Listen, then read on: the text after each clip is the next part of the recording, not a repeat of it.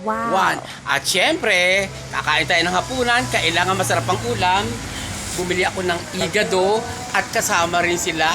Yes, say hi! Yung dalawa, hindi nakita yung dalawa. Maulang hapon sa ating lahat. Kain na tayo ng hapunan.